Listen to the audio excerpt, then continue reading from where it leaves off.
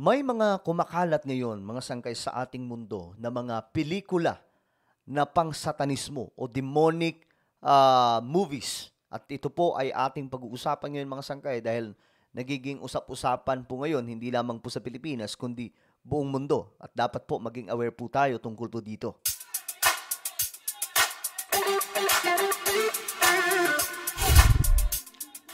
Hello guys, this is me, Sangkay Janjan. I'm back for another vlog today.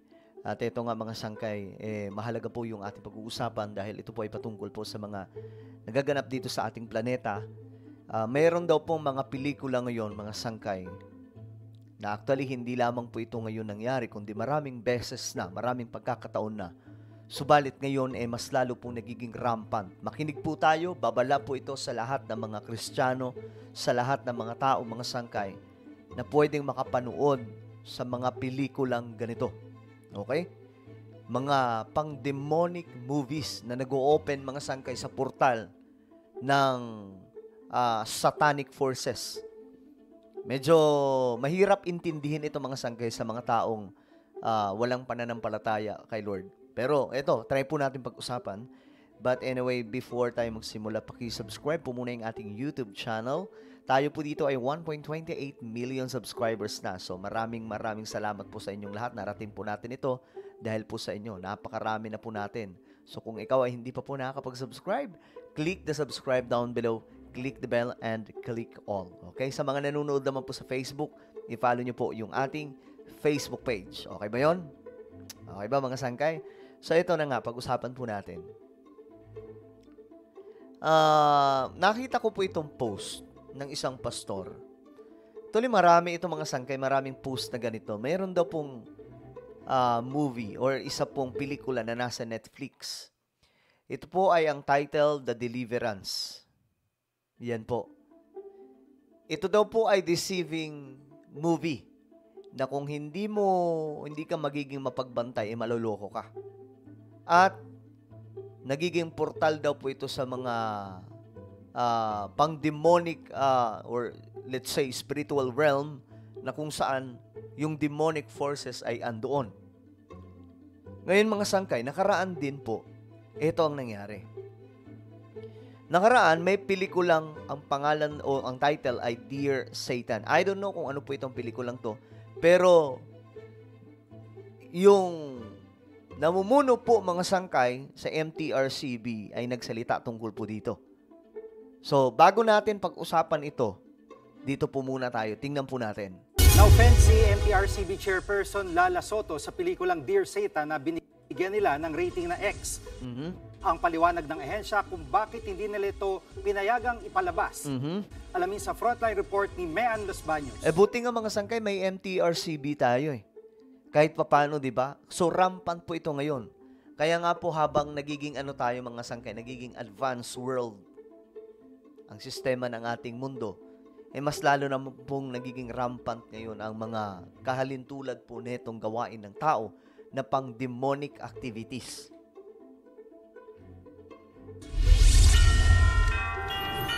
Ito ang pelikulang Dear Satan. Tungkol yan sa isang batang nagsulat ng liham kay Santa Claus, pero imbis na Dear Santa, Dear Satan ang naisulat niya. Dito na nakita ang bata at si Satan, kung saan sinubukan ng demonyo na turuan ng masama ang bata. Pero si Satanas ang tumiklop at tila nabago ng kabutihan ng bata. Ang pelikulang yan, X-rated ayon sa Movie and Television Review and Classification Board o MTRCB sa kadahilan ng I have seen the film. I joined the board. Parang ang lumabas kasi si Satan dito mukhang matino or tumino, mga sangkay. I am offended as a Christian. Ano yung demonic? No, it is not demonic, but it is a depiction of, it has a different depiction of Satan becoming good. Satan will never ever be good. That's it. Good point. Si Satan ay never po magiging mabuti. Kahit po basahin po natin ang Biblia, mga sangkay. Kasi si Satanas, ang ina-aim po talaga niya, ang gusto po niyang mangyari, maagaw ang trono, gusto po niya maging Diyos. Kahit basahin po natin ang Biblia until Book of Revelation, Si Satanas po talaga, yun yung goal niya. Sirain, wasakin ang buhay ng kahit na sinong tao. At never po magiging mabuti si Satan. So, dito may punto po ang namumuno dito sa MTRCB. Yes. Ipinaliwanag yan ni MTRCB Chairperson Lala Soto Antonio sa pagdinig kanina ng Senado kaugnay sa 164 million pesos na 2025 budget ng ahensya. Sabi niya, may nilabag sa Presidential Decree 1986 ang Dear Satan, kaya ito binigyan ng X rating na ang ibig sabihin ay hindi pwede para sa public viewing. Nakitaan din ng paglabag ang isa pang X-rated film na Alipato at Muog. Isa naman itong dokumentaryo tungkol sa isang lalaking pupuna sa gobyerno. Okay. So ngayon mga sangkay, hindi pinayagan. Ang rason ni Soto ay Satan will never be good. Hindi po magiging mabuti kahit kailan si Satanas. Mga sangkay. Kasi ang dating parang pwede palang maging mabuti si Satanas.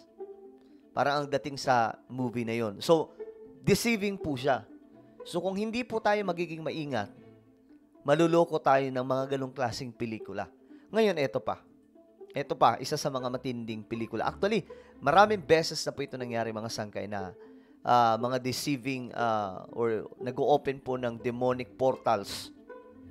Okay? Medyo nakakakilabot lang po siya. Mga sangkay pag-usapan. Sabi po dito ni Pastor Jeff, be warned. Christians should avoid watching this movie. So, iwasan daw po ng mga Kristiyano na mapanood ang movie nito. Ang title ay Deliverance. Does not mean it has any connection to Jesus Christ of the Bible.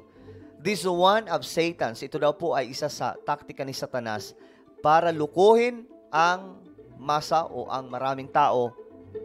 The movie's poster features an upside-down cross and one eye. It should be a red flag. Many Christians lack of discernment and may unknowingly watch films that open demonic portals into their lives. Those watching this movie are the ones who might need true deliverance. Nag-iwan po siya ng verse dito. Itong verse na to, mga sangkay, try po natin basahin. Ito po yan. Upang hindi tayo malinlang ni Satanas at hindi naman lingid sa atin ang gusto niyang mangyari. So, we know, mga sangkay, na si Satanas ngayon, kumikilos. Sa spiritual realm, hindi po natin maiintindihan mga sangkay kasi, di ba tayo mga taong gusto po natin makita. Gusto ko makita, maniniwala lamang ako pag nakikita ko. Pero sabi pa nga po ng Biblia, mga sangkay, ito, kaunting Bible study lang, since ito po yung ating pinag-uusapan. Sabi ng Bible sa Ephesians chapter 6, verse 12, sapagkat ang kalaban natin ay hindi mga tao, hindi tayo, kundi masasamang espiritu sa himpapawid. Kasi mga sangkay, para po sa inyong kaalaman, ayon po sa Bible, up to now, okay? Kahit magpahanggang ngayon mga sangkay, may digmaang nagaganap sa pagitan po ng demonic forces. Demonic, ito po yung mga fallen angels, laban po sa mga anghel ng ating Panginoon. Ayon po yan sa Biblia. Kaya sinasabi po dito, ang ating kalaban ay hindi yung mga tao, kundi masasamang espiritu sa himpapawid. Ito na po sila Satan, Lucifer. At ito po ay hindi fiction, hindi po siya fantasy, pero ito po ay totoong nangyayari. Bakit may mga masasama, mga sangkay? Bakit may mga taong gumagawa ng kasamaan ng husto na hindi po natin halos sukat akalain na magagawa nila yon? Hindi po yun dahil ganun talaga sila, kundi mayroon pong demonic forces or demonic activities na nangyayari. Okay? Sabi po dito, hindi po mga tao, kundi mga masasamang espiritu sa himpapawid, mga pinuno may kapangyarihan at mga tagapamahala ng kadilimang namamayani sa mundong ito. Sino ba ang namamahala sa kadiliman? Walang iba mga sangkay kundi si Satan, Lucifer. So tayo, especially yung mga kabataan ngayon, kasi masyado pong mapusok ang mga kabataan, gusto po matry lahat. So we have to be careful kasi hindi po natin alam na ngayon ang nangyayari sa ating mundo. Malayong-malayo na po talaga ang nangyari o narating ng ating ng culture ng tao, ng bawat komunidad, mga sangkay, unang ating daigdig. At habang tumatagal, lalo naman po tayong papalapit ng papalapit sa sinasabing pagbabalik ni Jesus Christ. So, ito po ay paalala sa ating lahat na maging ready, maging maingat po sa panunood ng mga pelikula. Kasi marami po ngayon pang deceiving po talaga. At kung hindi po tayo mag-iingat, isa po tayo sa mabibiktima. Okay? So, ano po ang inyong opinion tungkol po dito? Just comment down below. And now guys, I invite you, please subscribe my YouTube channel. Ito po ay Sangkay Janjan Daily. Dito po ako nag-upload mga sangkay ng mga vlogs, kung ano po ang mga ginagawa natin. So hanapin nyo na lamang po ito sa Facebook. Then click the subscribe, click the bell, and click all. Ako na po ay magpapaalam sa YouTube. Hanapin nyo po ito sa YouTube, okay? Ako na po ay magpapaalam. Mag-iingat pong lahat. God bless everyone.